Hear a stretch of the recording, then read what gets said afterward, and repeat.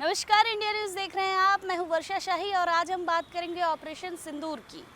Operation सिंदूर होने के बाद लगातार अब कहीं ना कहीं कुछ ना कुछ चीज़ें सामने आ रही हैं, क्योंकि इस पूरे मामले पर जांच पड़ताल बैठ जाती है। जब जांच पड़ताल हुई तो पता चला कि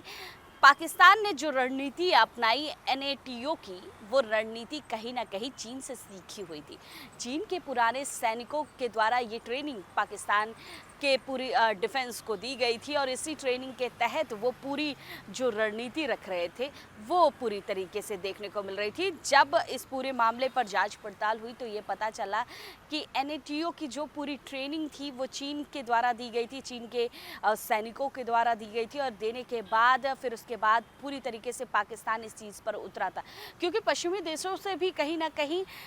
ये चीज़ें निकल कर सामने आई कि चीन के द्वारा ही मदद किए जाने पर ही ऑपरेशन सिंदूर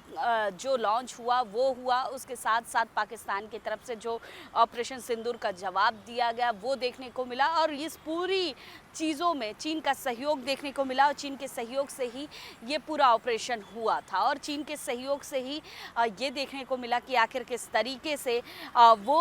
पाकिस्तान भारत को जवाब देने की जो कार्रवाई कर रहा था, जो बातें बोल रहा था वो कर रहा था और लगातार उनके लड़ाकू विमानों की भी बारे में बताया गया था कि वो भी चीन के सहयोग से ही आए थे। कहीं ना कहीं उन्होंने चीन से मदद ली थी, तो चाइना से मदद लेने की बात अब खुलकर सामने आ रही है और इसका गहरा चिंता भी जताया जा रहा है, क्योंकि चीन की अंदरूनी तरफ से मदद करने की वजह से पाकिस्तान कहीं ना कहीं सक्षम बन पा रहा है और पाकिस्तान खड़ा हुआ नज़र आ रहा है, क्योंकि पाकिस्तान की सपोर्ट में कहीं ना कहीं चाइना पीछे से लगा हुआ है, जिसकी वजह से पश्चिमी